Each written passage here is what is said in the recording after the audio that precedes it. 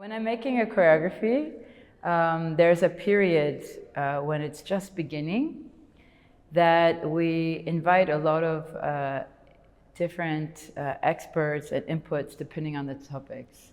So if it's about magic or touch, we invite different kinds of magicians, or we study magic from very different angles.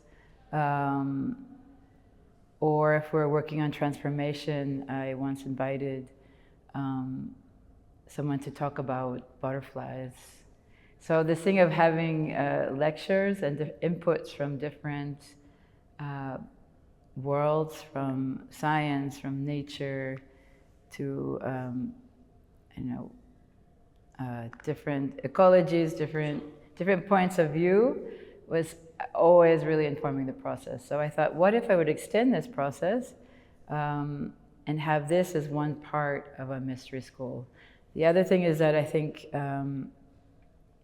choreographers and dancers for many, many years, or maybe always, have very much been interested in working with energy, vibration, frequency, looking into different kinds of ritual practices, shamanistic practices, the occult, working with divination or the tarot. And this has always been part of it. I've also been very interested in that. I mean, I studied a shaking practice with a shaman from Bali for many years.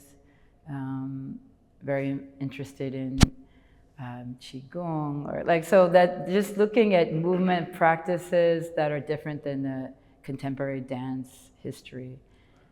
What's special about the mystery school is that we not only look at the mystical or the esoteric practices, but we try to find mystery in everything. So depending how you perceive or look at anything, giving its time, I mean, just together watching sunrise, but also how things work, like this kind of space of study and learning and seeing the composition of things, listening to a piece of music together, just looking how things are put together, and the shape of things is something that we have been doing for the past 5 months, but this is something that I've always been very interested. So I wanted to make a kind of a school project that's out of the kind of institution, that's kind of free, that creates a very strong temporary collective, that there's a lot of care and there's a lot of practices that would help also bridge and bond the group together.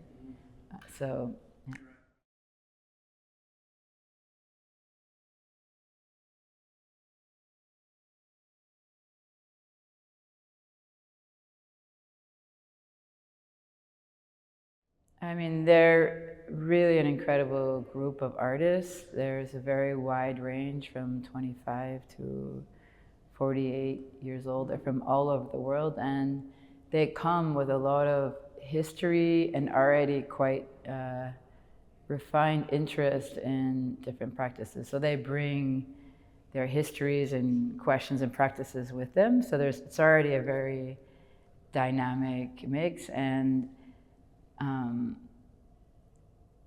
there was also a long audition process as well, and they wrote a lot of things to just be here. So I could tell that each particular person was very open for not only learning but also unlearning, to be in a site of not knowing, that they had interest in improvisation, that they also are as much interested in what happens in the studio but what happens outside. So I think everyone was really ready to go very deep. And I see it not as students, but they're really freelance artists that, from my view, just want another perception of what they already do. So a lot of these things, I feel like there's teachers that they have studied with, or some that were new, but they just, in this context, they were able to have another perspective.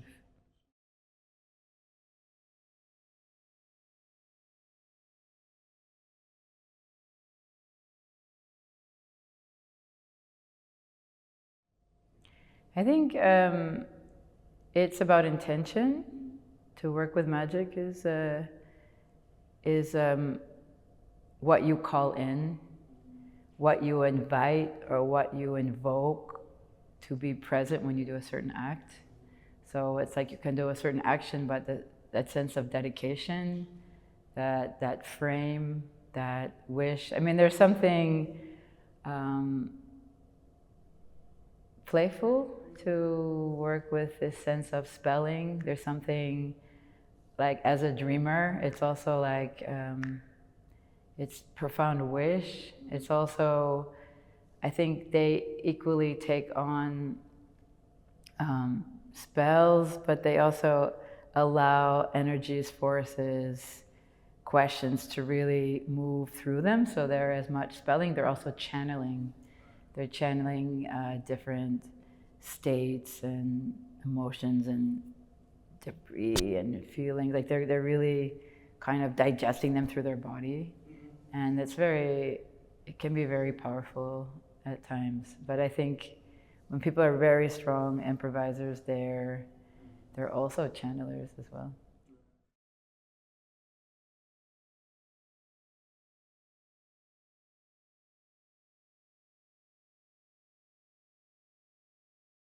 Yeah, I think the most powerful archive is one through live transmission. And in that sense, this generous sense of like,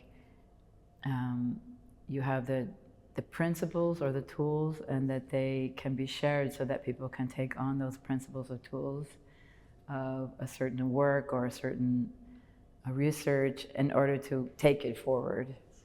So I think this sense of taking it forward, that it's opening up, and there's like ripples in the water, like there's like an ongoingness, is something I think is quite essential for dance, or I'm quite interested in that.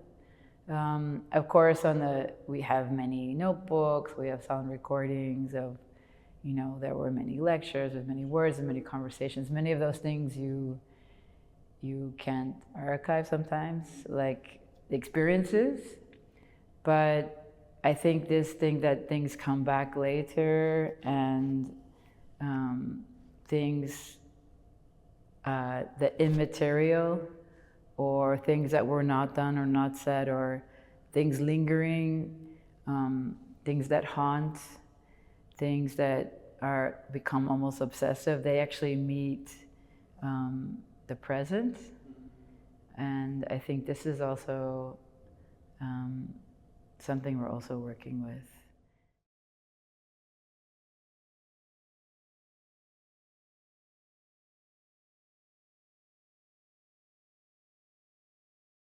I think we know that through work on cranial sacral work or energetic work, it's very important to be in a calm state in order to receive, in order to create, in order to make. So I think we spend a lot of time in spaces of care, and really how to create flow, how to really be inspired and be intuitive, and how not to get just completely wound up in the madness that's going on in the world.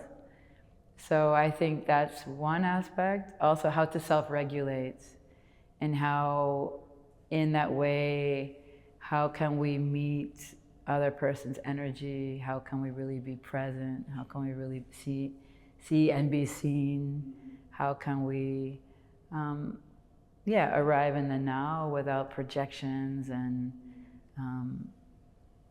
other things that can kind of block a real encounter.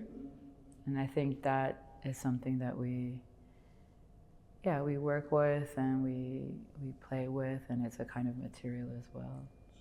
Also, the performers are also bringing their own personal archives, and that are from the whole 5 months of the Mystery School, but also from before.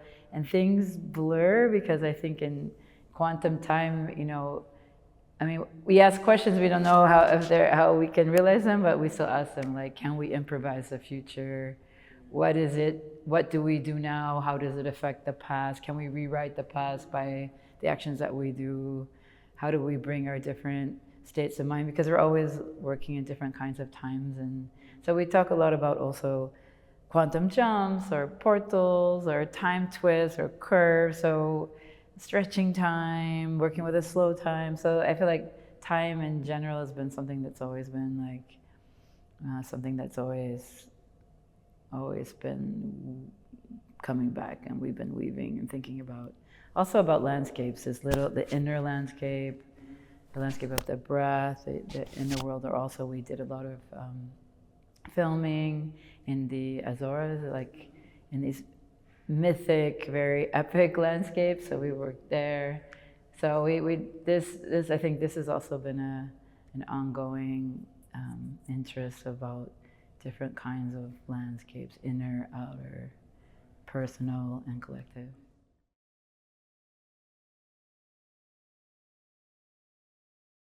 We started in Montemor, so we met there. So it was already very close and very, very intense, and living and eating and being together 24/7. Like, so there wasn't this kind of city rhythm. It was a very, very strong start. Also, there was a full moon at that time when we did rituals for the full moon, and just like where, like meeting. And also not only, they were talking about not only what they wanted to learn, but what they could also offer the collective. What are their skills? What could they? So there's another way of being a participant, not like what can I get, but also how can we be a collective body, and how can we share or bring our skills together and support each other. And then we worked in Forum Dança in Lisbon. That was our home base, and then we went to San Miguel Island, and I was with Aline Belfort as cinematographer. We were filming there, and we went to different sites. There's one where it's like there's a public swimming pool that's just on the edge of the Atlantic, and so the waves are like crashing, but there's something very calm and easy. And there I just wanted to work with these edges, like this tension of like public space, safe, protected, quiet, next to the kind of wild nature, which is like not easy to reach. And then there was also a beach, so that we kind of worked with that, the edges of that. And we also worked in a mine. One of the artists in the group, Izzy, she proposed a ritual in relation to the mine. She is from Ecuador, and it's related to her practice when she's there, and it was very deep, very emotional, very strong. And then we started to film there. We also then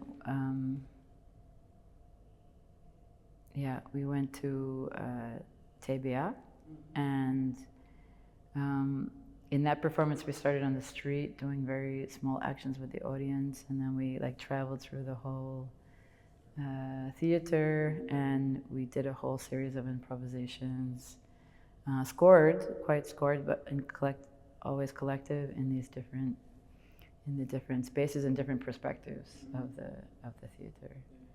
And now we're here. This is a very different space. The context, of course, is very different to be in an art space,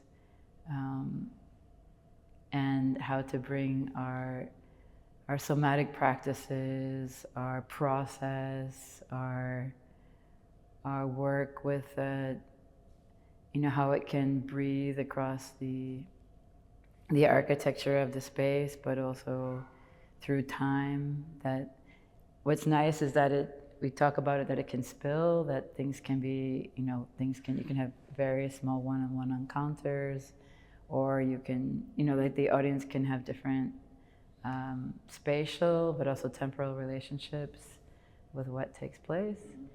And it's 4 hours, so it's quite, it's not a performance, but I wouldn't say it's an exhibition. And also I think things have another light when you show a kind of, a fragment of a workshop in the evening inside of an art space, like when this group is together, what is at stake, what is most important, how do they share what their transformation, how do we get a taste, how do we get a glimpse inside of that. So I think there'll be different approaches of how people will feel the mystery, the unknowing, the unlearning, as much as the strength of this community.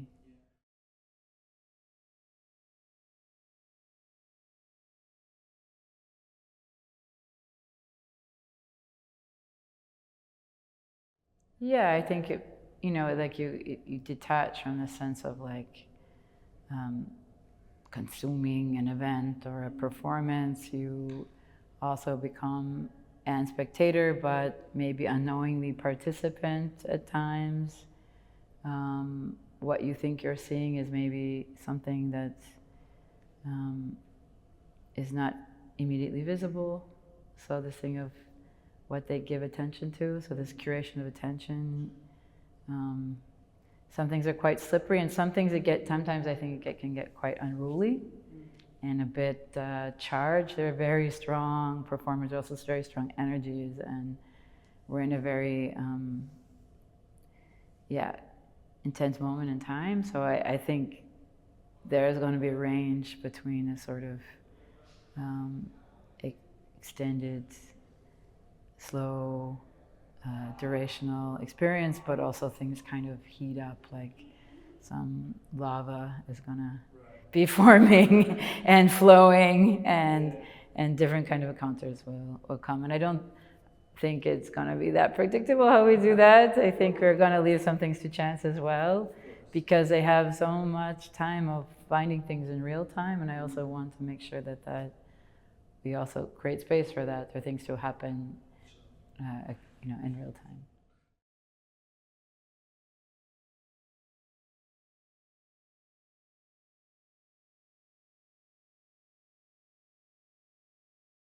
Of course, I'm still processing, and I'm right in the middle. Well, it's at the end, but I feel I'm still working through it.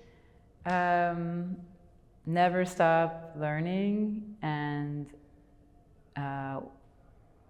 what seems so important is that sense of wonder, like that. We've even done some sessions on the magical child, like this wonder, like cultivating wonder. So even the wonder of like this problem, or the wonder of like, how does this work, or the wonder, and I think that is what really is really fueling and supportive. How wise this young generation is, like how savvy, how smart, how embodied, how, I don't know, there's some, I feel like I was a mentor, a guide, but I'm also equally learning all the time. Also this feeling of how they manage the sense of community also, like,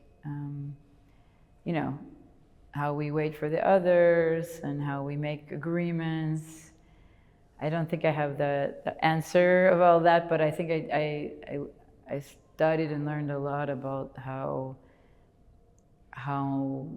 collective decisions can get made, how their decisions are made without you articulating them, how to listen. I think that's been a big transformation too. I feel like I'm a better listener than I was half a year ago. And I realize how much I love to be also in in landscapes, and to take that physical practice as well into spaces outside of the theater, and then to bring it back, but to work with the real earth, the real water, the real wind, and then to like embody that and be in the group and then bring it into the art space. This is something that's really, really fascinating for me.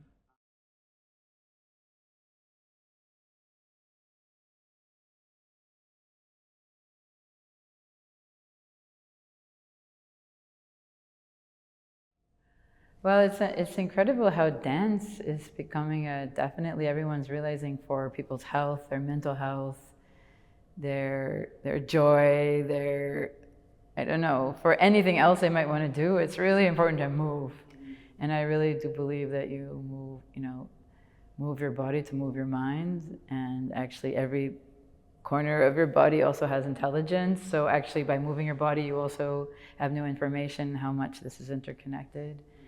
And so I think that these spaces of not just the spaces of improvisation and movement and play, and that it really helps kind of affirm this true understanding of how free we are if we choose to be, how we can manage our time as we want if we choose to be, like we more the sense of being open and yielding and available for the other.